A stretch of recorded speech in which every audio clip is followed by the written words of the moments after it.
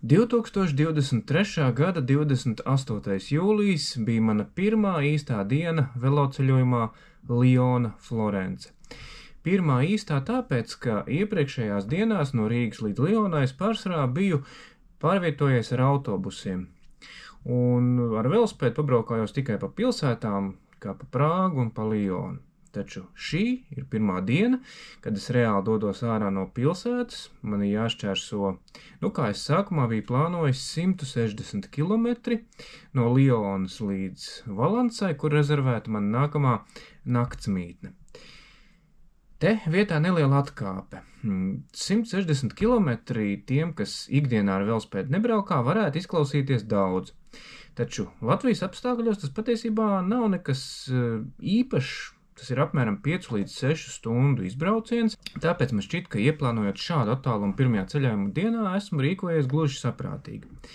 Tomēr es, kā izrādās vēlāk, nebiju ņēmis vērā vairākus būtiskus faktorus. Tie man šodienas teorētiski viegli pieveicamo maršrutu padarīs par stipri grūtu izaicinājumu, kas godīgi runājot brīžiem pat noveda gandrīz vai uz izmisuma robežas. Bet par to visu pamazām. Ar video, fotografiju un aizkadru stāstījumu palīdzību es izvadīšu jūs cauri sava pirmā ārzemju veloceļojuma pirmajai grūtajai dienai. Pats pirmais uzdevums dienā, kurā sagaidām liela fiziska slodze, protams, ir paēst kārtīgas brokastis. Sacepu 4 no tām 6 molām, ko nopirku, 2 tad atstāšu nākamajiem. Jā, tās kafijas baigi ērti un ātri uztaisīt, un arī pietiekami garšīgas ir šitā tipa kafija. Tas, ka tur augšā cilvēki jau strādā logus tīri.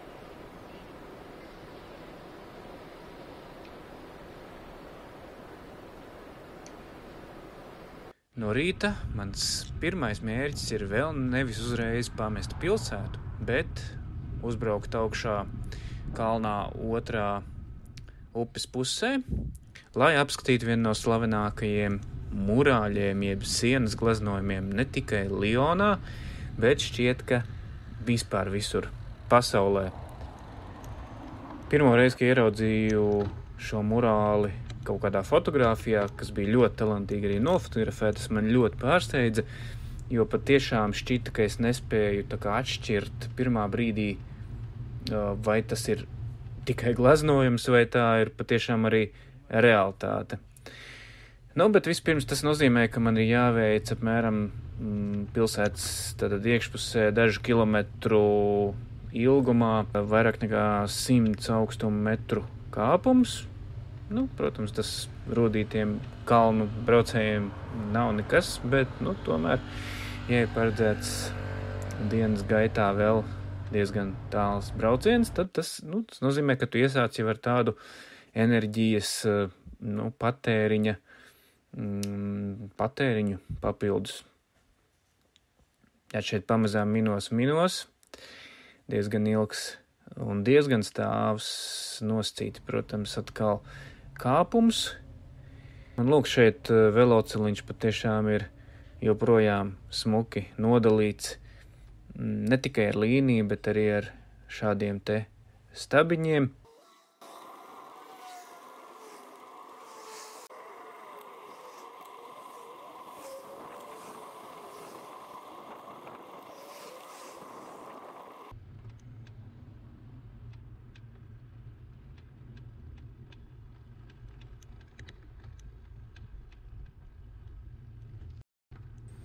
Laikam grasījos jau gandrīz vai laist pa sarkano, bet luksofors nolasīja manas grēcīgās domas un uzreiz pārslēdzās uz zaļo, lai es nekļūtu par satiksmes noteikumu pārkāpēju. Jā, tas no malas tā var likties, kāpēc tie velospēdisti reizēm pāršāv pie tās sarkanā, bet ir tā, iedomājieties, esat uzņēmis ātrumu, jūs minaties kā šai gadījumā kalnā. Ja tu pasties reāli, drošības situācija tas neapdraud, reāli mašīna neviena no vienas puses nenāk. Es arī nevienam virsū nebraucu. Un īstenībā pat, manuprāt, Francijā, ja es pareizi atceros, tad vismaz Parīzē laikam tā bija, ka, piemēram, gājēji pat var pie sarkanās gaismas šķērsot ielu, pārliecinoties par drošību, ja nenāk mašīna. es tagad baidos, ka es meloju. Neņemiet to kā likumu, pārbaudiet paši, pirms tā darat, un katrā ziņā tur daudz tā dara. To gan es skaidri redzēju. Bet kaut kur ārzemēs šāda prakse, un pat ne prakse, bet arī šķiet, ka pilnīgi legāli tas tā arī ir.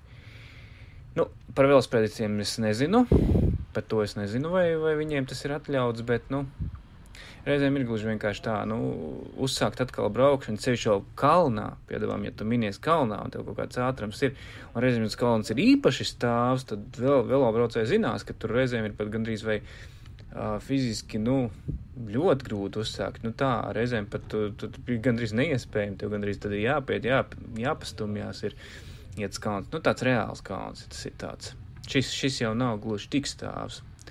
Bet šeit jau es esmu tātad līdzenamā un daudz straujāk jau virzos uz priekšu, tad es esmu ticis augšā šajā te kalnā, piemirst tagad kā sauca, bet tas bija no Lionas centra, tātad uz ziemeļu pusi drusciņu, uz ziemeļu,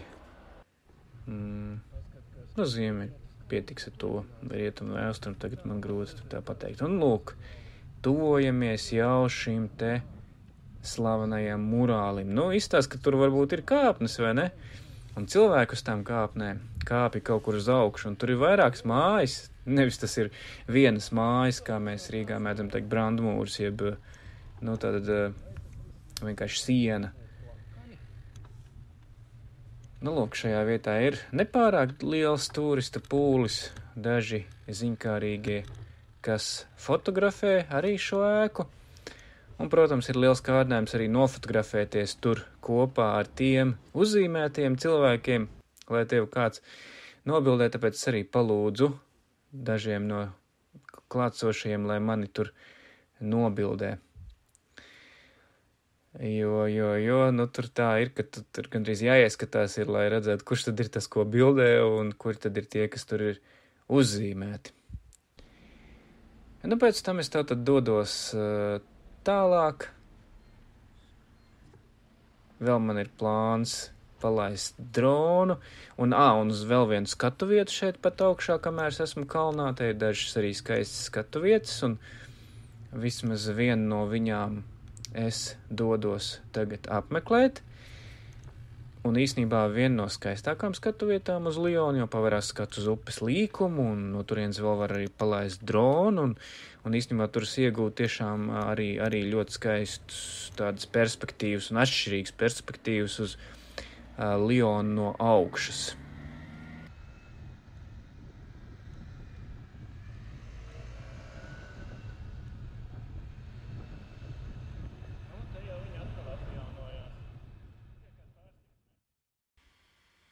Šeit reljefā jau sākās kritums, un velospēds pats sāk ripot uz leju. Lūk, vēl viens velobraucējs ignorē sarkano. Tiešām nezinu, tas nevarētu būt kā atļauts velospēdistiem. Ja arī gājējiem tas ir atļauts, tad it kā nebūtu loģiski, ka šādi būtu legāli pārvietoties. Bet daudz to dara. Un ir kā vecais labais teiciens, ja esi Romā, uzvedies kā romietis. Kādu brīdi pabaudīsim vienkārši ripošanu lejup no kalna pa skaistajām Lionas ielām, mūzikas pavadījumā, un nākamā pauze būs jau manis pieminētajā skatu vietā.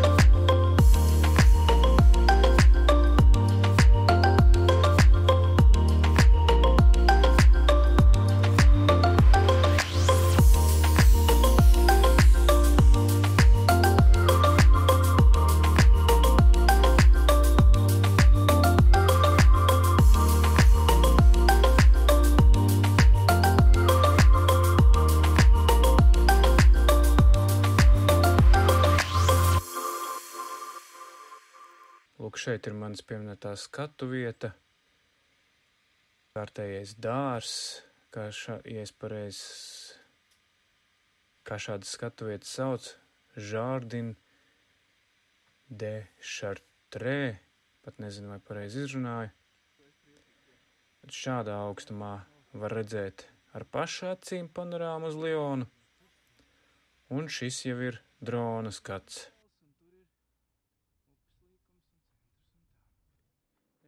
Vēl kāds interesants piedzīvojums gadījās arī vienā citā Lionas vietā.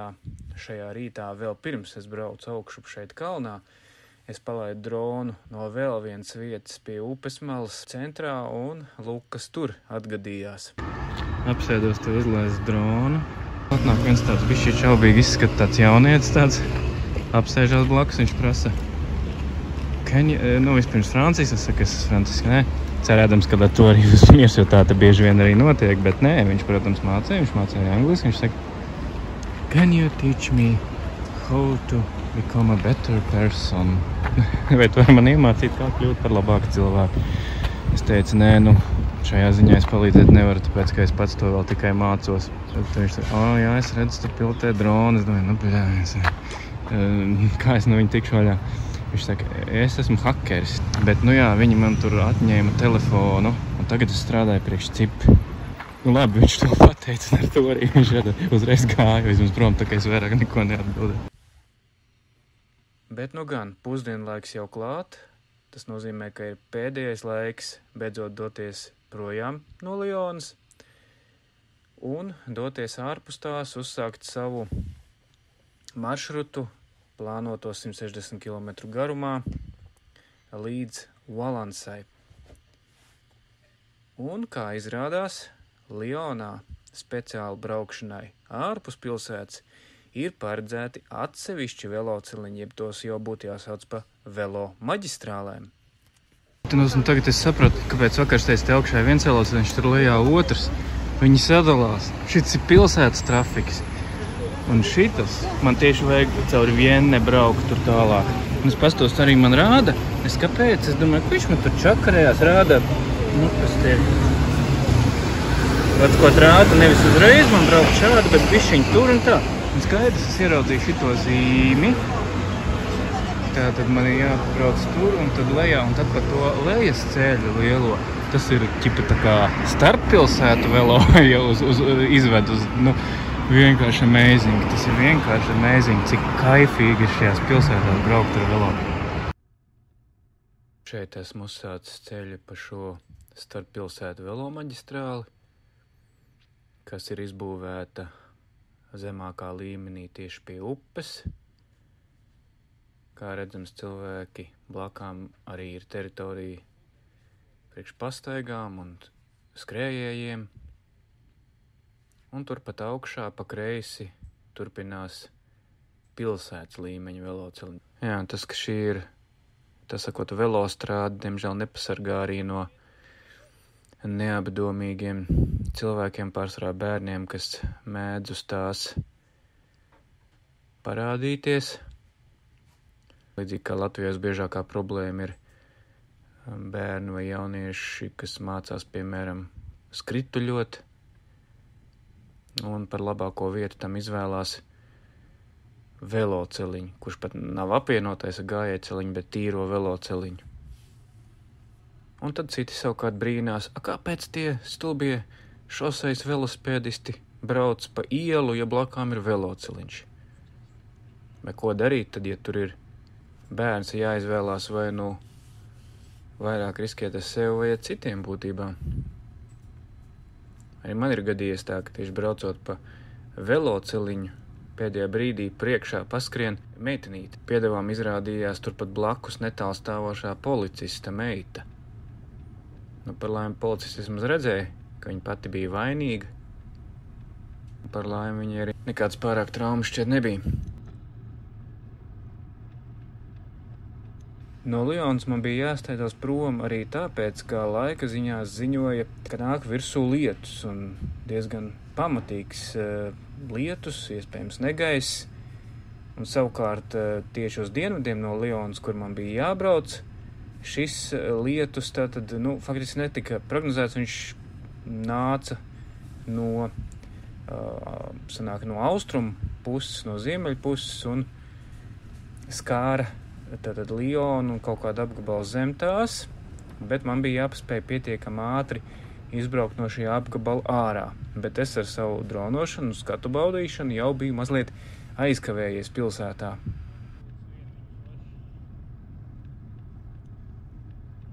Kā redzams, laiks jau sāk kļūt mazliet apmācies, mazliet tāds aizdomīgs, vai lietus jau tuvojas.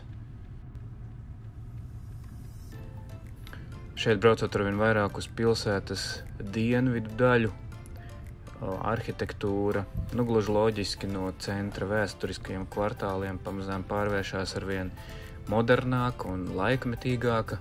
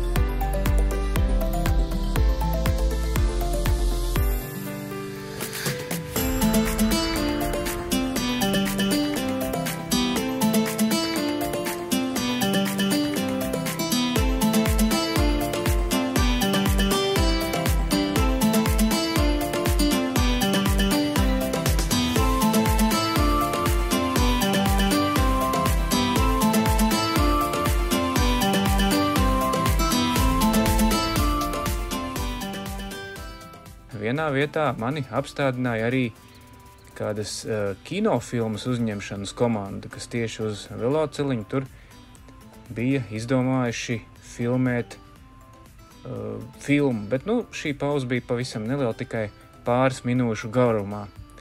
Lūk šī epizode. Hello. Hello. We're shooting movie in English, okay, or French? We're shooting a film right behind the trees there, and so we have to stop you for 4 minutes. 4 minutes. 4 minutes, okay. Or otherwise, you could go up, and. I will wait 4 minutes. Yeah. Okay. Thank you, sir.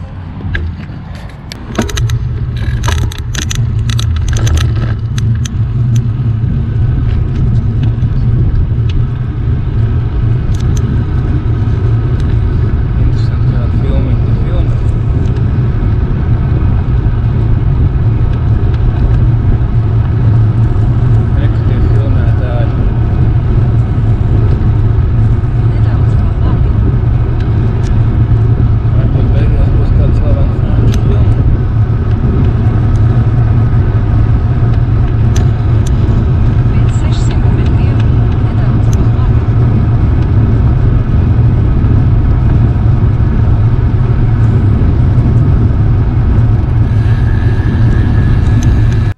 Šī ir tā vieta, no kurienes var uzmest skatu modernajai Musée des Confluences ēkai.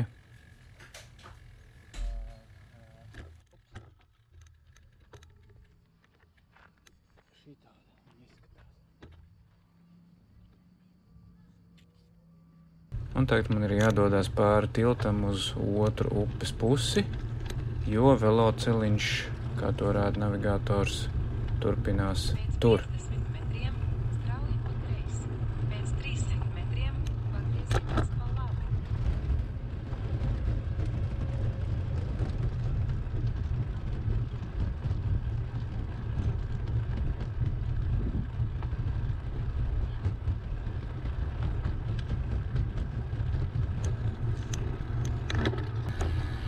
Redzams, arī šeit otrā upes krastā ir joprojām reliefa pakalns apbūvēts ar mājām. Tas vienmēr ir, manuprāt, pievilcīgi un aizraujoši šāda fīča pilsētām, kas ļauj arī tur dzīvojošajiem apartamentos iegūt ļoti labus skatus pār pilsētai.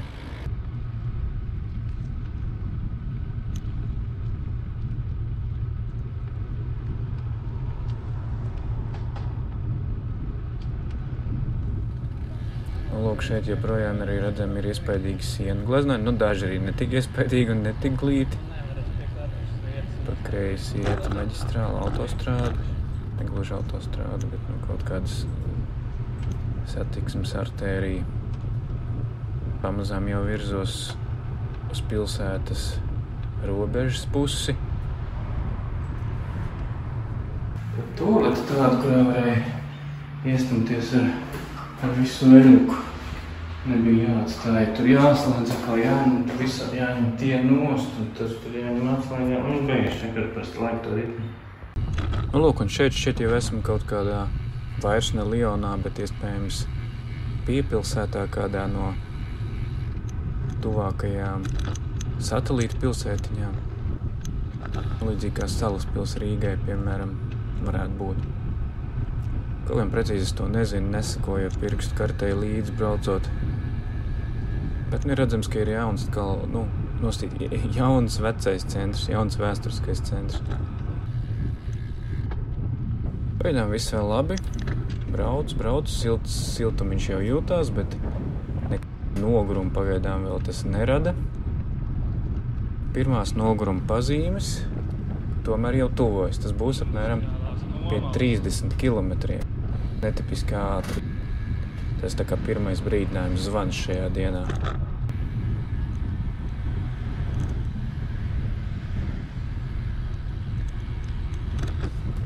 Lūk, šeit priecē tas, ka veloceliņš turpinās arī ārpus Lionas teritorijas, šīm pārējām pilsētiņām. Un vienā brīdī arī ārpus vispār, kur jau pilsētas teritorijas vairs nebija, vienkārši uz lielā ceļa malā šāda pati norobežota velojosla. Ar līniju norobežot, ne jau fiziski. Tomēr arī šādu rada lielāku drošības sajūtu, katrā ziņā mašīnas arī to respektē. Vizuāli uzkrāsots, tomēr gan tu zini, gan autovadītāji zina, ka tā ir velobraucēja teritorija. Un tad pirmo nopietno nogurumu, nenopietno, bet, teiksim tā, pirmo nogurumu, pirmās pazīmes par nogurumu, kā jau teicu, sajūtu apmēram pēc 30 kilometriem. Tāds izslāpums, tāds nokarsums, tāds kaut kāds tā kā nepārāk enerģiska sajūta. Givors, apmēram Valmieras izmēra pilsētiņa, kurā es pēkšņi sajūtos, kā nonācis kaut kādos tuvajos austrumos, jo visi faktiski tie, kas tur staigā, pilsētas iedzīvotāji gandrīz visi tērpjās musulmaņiem raksturīgajā apģērbā. Un, kā es palasīju pēc tam internetā, tur arī dzīvo pārsvarā alžīriešu izcelsmes iedzīvotāji. Un šis nogurums turpmākajos kilometros tikai ar vienu sāk pastiprināties, par spīti tam, ka es šajā pašā Givorsā upes malā paņēmu atpūtas pauzi, bet nogurums tikai ar vienu pastiprinājās ģeometriskā progresijā. Lai gan Latvijā šāds attālums 30, 40, 50 km tikai parasti knapi iesildīšanās, bet šeit gan sutīgais karstums, kurš kā nebija vēl tik liels šai dienā, 31 grādu, diez vai vairāk bija. Bet iespējams, ka bija mitrums gaisa vai kas, vai kaut kāda gaisa tā, atmosfēras spiediens nerektīgais, bet, katrā ziņā tas bija viens, bet otrs, protams, bija tas, ka visu dienu pūta pretvēši. No dienvidiem pūta pretvēši, un tie, kas brauc ar riteni, tie zina, kā tas ir, kad ir visu laiku tikai pretvēši. Diezgan arī tāds, ne ļoti stiprs, bet, kaut kādas 8 metri sekundē apmēram varēja būt. Tas bija otrs faktors, un trešais faktors, par ko es biju aizmirsis, ko es jau biju senāk it kā zinājis, ka tas nav pārāk gudrs lēmums braukt ar velosipēdu, liekot plecos mugursomu. Un šoreiz tas pierādījās vēl izteiktāk, jo mugursoma diezgan arī pasmaga, lai gan it kā bija centies salikt tikai pašas vajadzīgākās lietas, tur lādētājus, dažus rezervus, apģērba gabalus, mazliet uzkodas enerģijai.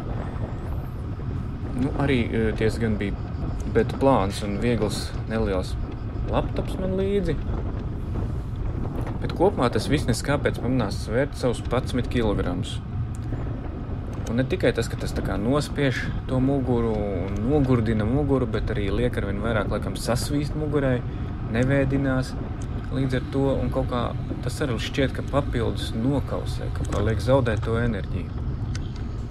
Līdz ar to īsti pat nevar pateikt, kas par vainu. Muskuļi it kā darbojas, aizelsies neesmu, sirds vājumu kaut kādu tādu tiešu nejūtu, un tomēr jūtos izsīcis.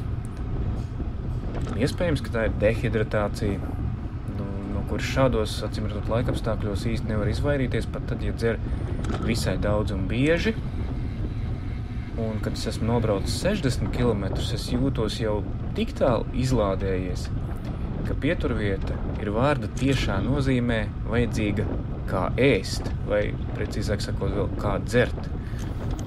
Līdz šim faktiski visu laiku esmu braucis cauri tādam urbānam apvidum, tomēr veikala un kafejnīcas, ja tos speciāli nemeklē un nenovirzās no taisnākā maršruta, parādās ļoti reti. Par laimi šajā brīdī beidzot viens tāds uzrodas, diezgan tā ir tāda visai specifisku un dārgu un ekskluzīvu produktu tirgotavu. Un es meklēju, kas tur man varētu būt noderīgs. Iedzīgākā izvēle man šķiet augsta alus pudele, jo alus bieži vien nospēlē tādu ļoti efektīvu funkciju, arī tādā karstumā, restīvi neutralizē pēc tam karstumu izjūtu, arī labi dzēsē slāpes.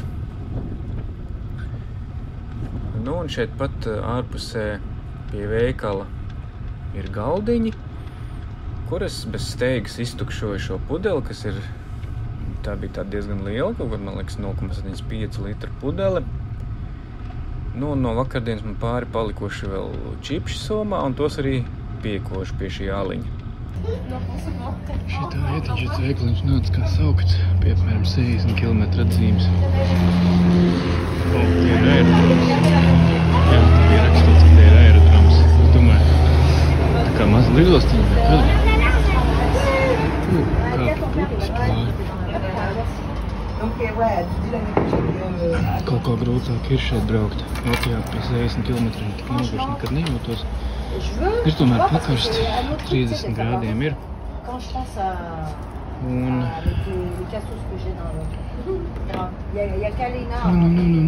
Nekā daudz tie kalni kā nav, bet man daudz arī viņas nevajag, lai nogurt.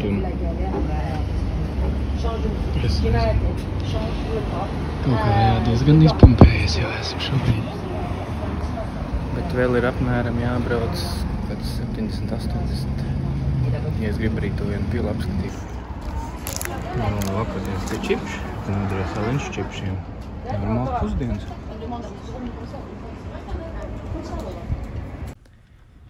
Un tieši šī ir tā vieta, kad man arī jāizdara turpmākā maršruta izvēle. Apzinoties, ka es esmu jau tik nogurs pie 60 kilometriem.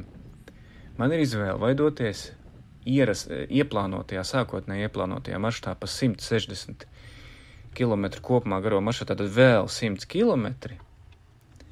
Bez tam jārēķina, ka šajā gadījumā ir klāt arī un tas ir galvenais faktors tātad maniem apsvērumiem, tātad šeit būs klāt vēl 600 augstummetri.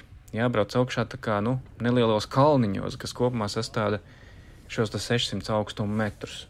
Vai arī izvēlēties taisnāko maršrutu, par 30 kilometriem kopējo ceļu saīsinot, un piedāvām arī braucot par krietni plakanāku apvidu. Kāpēc tad vispār šī ir izvēle? Tāpēc, ka šajā 160 km maršrutā man bija cerības apmeklēt kādu interesantu arhitektūras šedevru. Tātad fantasmagorisko tādu pili, kas sauc par ideālo pili, palēdi ideāli. Atvainojos pardon, my French vārdu tiešā nozīmē. Nemāku noteikti pareizi izrunāt. Jā, būtu jau interesanti apskatīties šo pili, bet es šajā brīdī saprotu, ka tas šodien vienkārši nebūs reāli. Līdz ar to paklausu saprāta balsī un pieņemu lēmumu atteikties no šī ideāla sasniegšanas, jo ir skaidrs, ka šodien man tas nav pa kaulam. Un pavisam drīz es saprotu, ka esmu tiešām pieņēmis pareizo lēmumu. Jo manas cerības, ka, līdzīgi kā parasti šādos gadījumos, tu pasēdēji, padzēri aliņu, kaut ko iekodi, ka tagad tu būsi atkopies, uzkrājis enerģiju, atkal varēs braukt kādu krietnāku gabalu. Drīz vien es saprotu, ka manas cerības ir vienkārši sakot noskalojams kaut kur toaletspodā. Jo jau pēc 10-11 kilometriem man atkal gribas apstāties. Gan šajā vietā tam ir arī vēl cits iemesls, jo es ieraugu kādu tad šīs ideālās pilsvietā īstenībā sanāca tā, ka ja es būtu braucis pa to maršrutu, tad es nebūtu savukārt redzējis šo interesanto ēku. Tā kā kaut kas jau tā kā vietā arī tomēr tiek saņemts, jo šī patiešām bija tāda arī ļoti neparasta māja, kas ir, es nebiju tādu redzējis, visa tātad ar flīzēm, uz kuras uzdrukāts vecas fotogrāfijas. Es šeit apsēžos uz soliņa, un lūk arī šeit mans tā brīža monologs un sajūtas. Es it kā gatavojos, ka te būs grūtāk, nekā Latvijā un tā. It kā rēķinājos ar to, bet izrādās ir vēl grūtāk, nekā es rēķinājos. Jo tikai kaut kādi 70 km nobraukt pēc tā alus un čipšu stopa. Es tikai 13 esmu nobraucis un atkal jau labas ieraudzīju beigas inčīgo māju. Pirmoreiz redzu māju, kas no vecām fotogrāfijām ir veidota. Bet, principā, man atkal vajadzēja apstāties un pļumpēt ūdeni. Grādi arī kaut kā 30 plus jau ir. It kā nav jau tur 40 vai kaut kas tāds, bet... Jā, es līdz tai pilī palais ideāli netikšu. Diemžēl tāda inčīga pils, tāda saudabīga neparasta. Paliks āķis lūpā, tik kādreiz atgriezties, droši vien ar mašīnu, tad vai kā. Jāmauc pa taisno uz Valānas, uz viesnīcu. Tur jau var vēl kaut kādi 50 kilometri ir apmēram. Jā, kaut kādi 130, cik tad būs. Tas radās tas arī ir. Nezinu, kā vēl beigās būs, jā, tas izrādās arī maksimums, kas Latvijā 120 km. Pilnīgi nekas, tā normāls brauciens vienkārši citreiz. Reiz neapstājoties 100 vienkārši nobrauc, bet šeit, tie kalniņi un tas karstums un mugursoli. Kamēr sēžu šīs soliņi pie ēkas, no ēkas iznāk arī kāda sieviete, pēc tam viņai piepulcējas vēl viena, mēģina no viņām izzināt neparastās ēkas stāstu. Kāpēc tāda ēka, kāpēc tādas fotogrāfijas, tomēr vai viņas diezko neprot angliski, vai arī pašas ēkas vēsturi pārāk labi nepārzina un neko daudz man pastāstīt nevar. Okay. That's okay. Maybe I can find it in internet. Some description. Maybe in internet. Perhaps. Yeah. Yes. You have an internet page, Rodia Club? Yeah? Yeah. Okay. I will check it out.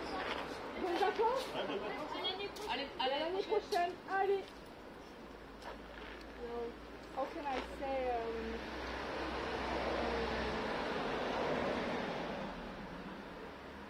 I don't know, so... Just historical photos, yeah. Yes, yes, yes. Of club members, Yes. yeah? Mm-hmm. Thank you.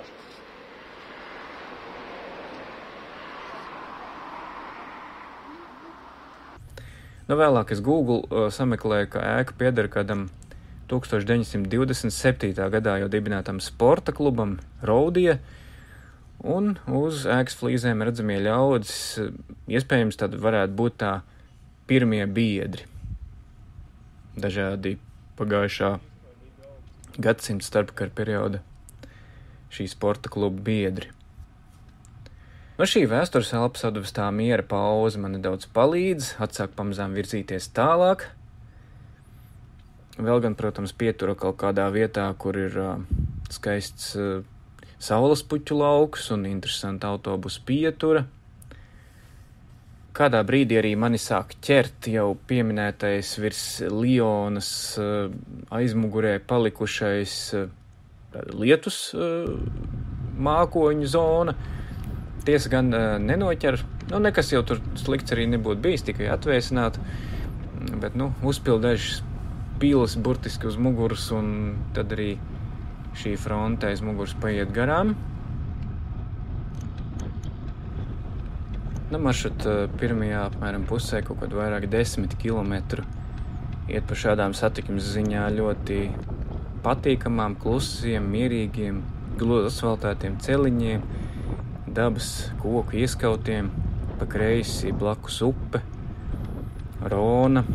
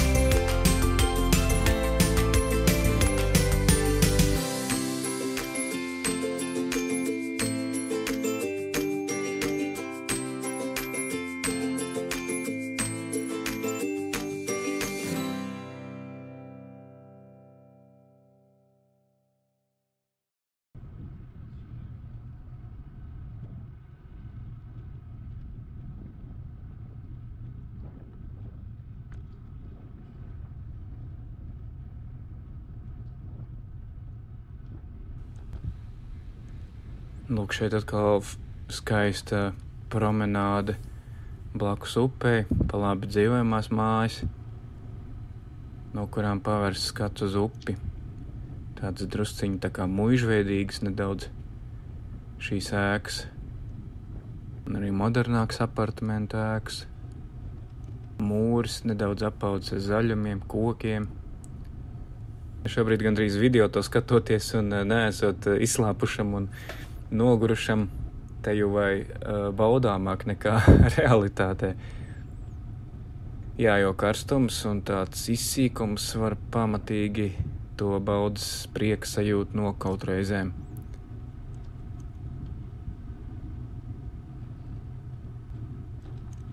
Jo no malas skatoties, protams, šķiet idillisks šāds brauciens, bet realitātē tev uz vietas vēl ir apziņa, ka tev ir tur kaut kādas, 70, 80 vai cik kilometri jānobrauc, un tu jau jūties izsīcis, un tev visu laiku ir doma, kā tu tiks līdz galam. Un piedāvām arī zinot, ka līdz konkrētam laikam, konkrēt šajā vakarā līdz 9 man jāapspēj, jo līdz tam ir sarunāts. Līdz tam ir tāds šis iereģistrēšanās laiks norādīts pie naktsmītnes saimnieka.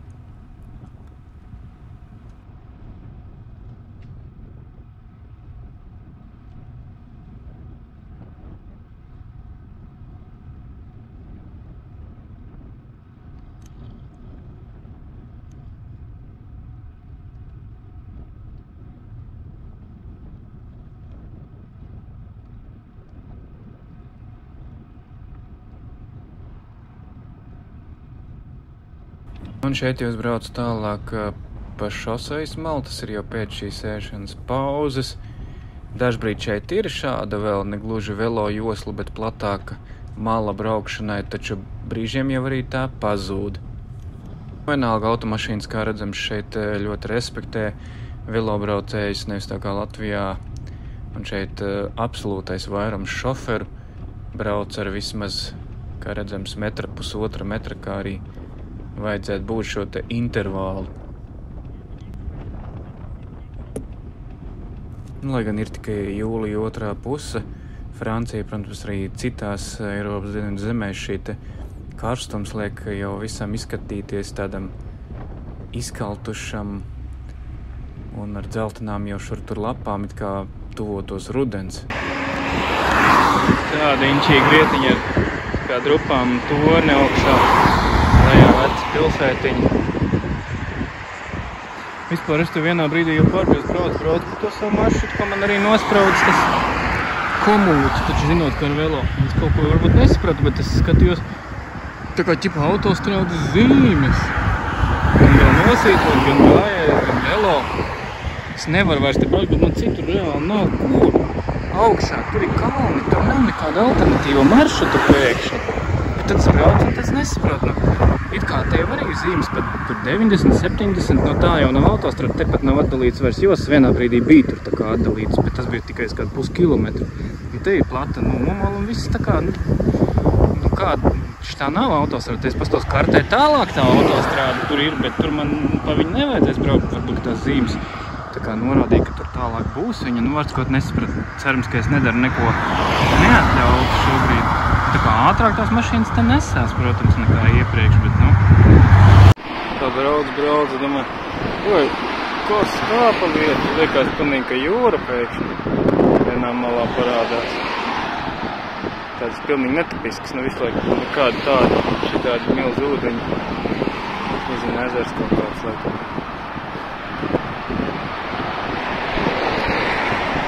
Jā, skatiņi jau vienkārši superīgi, viss visādi. Mani sāk vajāt cita problēma. Tātad pudelēs iepildītais ūdens jau sāk beigties un slāpes auga augumā, bet līdz manai naktsmītnei Valansā vēl ir kaut kā 20 kilometru. Par laimi šeit ir kārtējā pilsētiņa, kurai brauc cauri, un kāda būtu problēma atrast kaut ko dzeramu pilsētiņā. Ar cerībām, lielām cerībām dodos pie pirmā benzīna tanka. Pēc stulbums vienkārši viss benzīna tanks arī ciet ir. Iet iekšā nopirkt neko nevar. Veikliņas vispār neredz šajā valstī kaut kādas mazajās pilsētās. Tāda nav. Vienīgā iespējamā vieta, kur es nezinu, kur ir kaut kāds vienkārši tāda restorāna. Tāda ir vaļā, jā. Tur var iet iekšā, sēdēt un gaidīt, kamēr tev atnesīs pēc pusstundas alu vai ko atkal. Es vienkārši gribu veikaliņu, kur es varu nopirkt apelsīnu sulu un apēst ar savu bagetu un jobano zapti. Kas pārskaties, es reāli gribētu dzert ūdens, jau reāli izbeidzās pēdējais. Viņi neredz normālu vietu vispār vaļā, kas būtu, kur nopirkt. Lai gan ir tikai šķiet kādi 7 vakarā, bet benzīntanks jau ir slēgts, kā veikals. Degvielu no sūkņa var, protams, nopirkt, bet tādā izmisumā, lai dzertu benzīnu, es gluži vēl neesmu. Tā vietā Google Maps uzlieku pameklēt visus pilsētiņā esošos veikalus, lai redzētu, jo Google Maps jau parāda arī darba laikus, kurš no tiem vēl ir vaļā. Izrādās, neviens no visiem 11 veikaliem, neviens. Nu, šajā gadījumā Francijas sociāldemokrātija man iegriež, lai gan kopumā jau pats arī atbalstu strādnieku tiesības. Bet, jā, tas, ka pēc 7 vairs neviens veikaliņš, tādā normālā, nelielā pilsētiņā, kāds Latvijā gandrīz visas pilsētiņas ir, vairs neviens veikaliņš nav vaļā, tas ir bišķiņ tā. Bišķiņ apgrūtinošana šajā situācijā, kad man arī ļoti gribas dzert. Vienīgā iespēja bija, bāriņi, kafejnīcas, ielu kafejnīcas centrālajā laukumā, tur pāris vēl bija vaļā. Tur es pieejam, protams, par 3 eiro, tur par ļoti tādu dārgu cenu. 3 eiro gabalā, 2,5 litra dzeramā pudelītes, no kurām lielāko daļu tūdaļ pat iztempju. Piestāja vienā krodziņa, tādā 2 limonādes, 6 eiro kopā. Jo pastījos. No, thank you. Ar atlikušo kaut kā knapinos līdz Valansai, kurā iebrauc jau uz saulrietu laiku. Lūk, šeit ir redzams arī skats no man ceļa, kas ved pāri kādai autostrādai, un tur pie pamalas jau saule taisās uz Čučumojušas pusi. Bet man ir sarunāts, ka tad norādīts laiks, un tas arī bija pēdējais šķiet laiks, kad mans naktsmājas saimnieks bija norādījis līdz 9 iereģistrēšanās, un šie 9 jau tuvojas. Te atkal neiztika bez tādas nervu bendējoša trillera pieredzes. Idiotiskais komūtas kartē man rādīja, ka šeit stūdaļ iebraukšu pēc 300 metriem pie savas tur šeit izrādās ciet, man jābrauc tagad 2 kilometru atpakaļ. Izskatās sākumā, ka es paspēšu, tieši dažas minūtes pirms 9. Un komūta navigators man līksmi ved pa Valansas rietumu dzīvojamiem rajoniem, un vienā brīdī paziņo, esam klāt. Tomēr realitātē šeit iela īsnībā ir, apraujas vienkārši pārdesmit metru pirms manas naktsmītnes, jo izrādās priekšā ir aizbūvēts tagad citas ēkas, un komūta to nav zinājis. Pārnavigējot ar Google Maps izrādās, ka jāmet liels līkums apkārt kvartālam vairāk kilometru garumā, un ir skaidrs šajā brīdī, ka tieši uz 9 es vairs nepaspēšu. Brauc cauri daudz dzīvokļu ēku rajonam, kur uz mani nolūkojas aizdomīgi paskata vietējo jauniešu bariņš, līdz nokļūstu starp tādiem kā viduslaiku cietokšņu mūriem. Tieši tā šeit izskatās privātmāja apkaime. Ēkas no ielas ir norobežotas ar necaurredzamām augstām mūru sienām.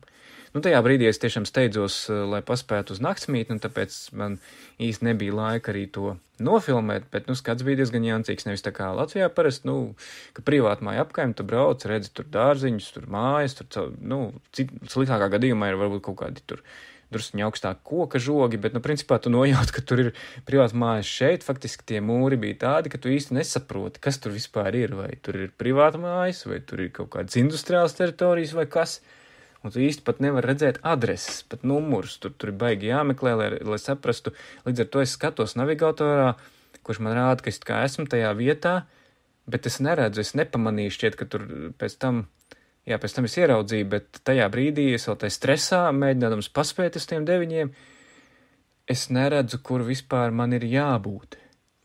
Un, kas atliek, es vienkārši zvanu uz Booking norādīto telefonu numuru. Un tur man visai niknā tonī atbild kāds vīrs, kurš savukārt, kā es saprotu, nemitīgi uzsver, ka angliski nesaprot un runā tikai franciski. Kā tas Francijā ir diezgan bieža situācija.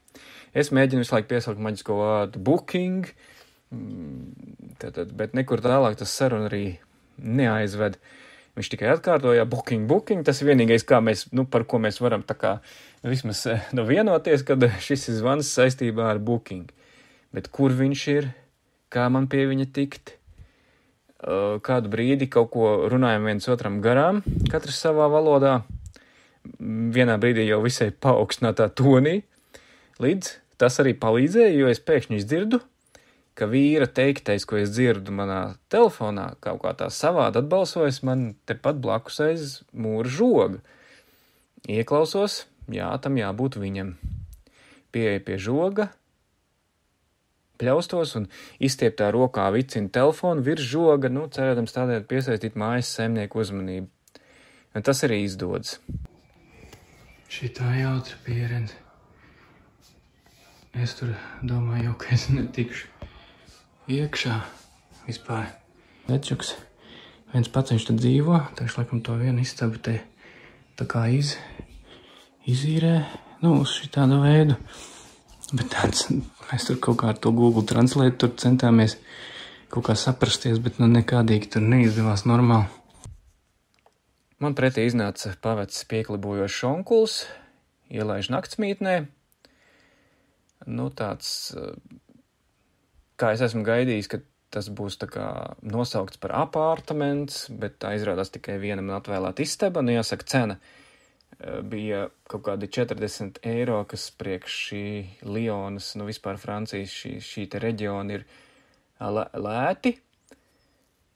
Un iekšpusē mēs ar mājas saimnieku sākam sarunāties ar Google Translate palīdzību. Veckots ierunāju telefonā un tas pārtulko franciski. Un šādā variantā man viņš liek saprast, ka īsti pat es neesmu vēlams pat virtuvē, jo viņš stingri uzprušņā. Kurā brīdī tad es gribēšu to tēju dzert, kad tad viņam man uzvārīt to ūdeni. Es saku, ka es jau pats varētu uzvārīt to ūdeni, bet viņš tikai atkārto savu. Un jāpiebilst, ka pat tējas paciņu un to plasmas skrūzīt, kas man ir, man arī jāizmanto savējo. Mājas saimnieks atvēl tikai un vienīgi karsto ūdeni. Atliek secināt, ka es biju nokļuvis tādā īstā īgņas un skopuļa mājā. Līdz ar to jāatzīst, ka pirmās dienas beigās es jutos visai skarbi, lai neteikt, ka jutos kā iekūlies un nezinu, kā šādi izturēšu vēl 8 dienas. Karstums, pretvējš, smagā mugursoma ir izrādījušies krietni lielāki traucēkļi, nekā pirms tam biju paredzējis. Esmu stīvs, nomocījies visu dienu, arī neesmu neko prātīgu ēdis. Labi, ka man somā vismaz ir bagete un iepriekšējā vakarā Lionas lielveikalā nopirktā ievārījuma burciņa. Tās būs gan manas šīs dienas vakariņas, gan nākamās dienas brokastis.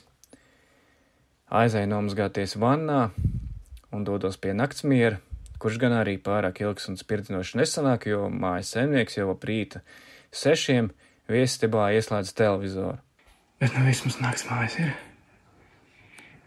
Šitā diena bija, bišķiņ vairāk tomēr grūta un bišķiņ vairāk nervoza, nekā būtu gribējies. Šādi diezgan tādā skarbā veidā iesācies mans veloceļojums. Kā tas turpināsies tālāk, nākamajā dienā un turpmākajās dienās, par to jau tad nākamajās video sērijās. Lai nepalaistās garām, iesaku jums piesakot tātad šim kanālam YouTube Ceļo ar velo, un tad jau, kad nākamais šīs sērijas video būs tapis, jūs to noteikti pamanīsiet.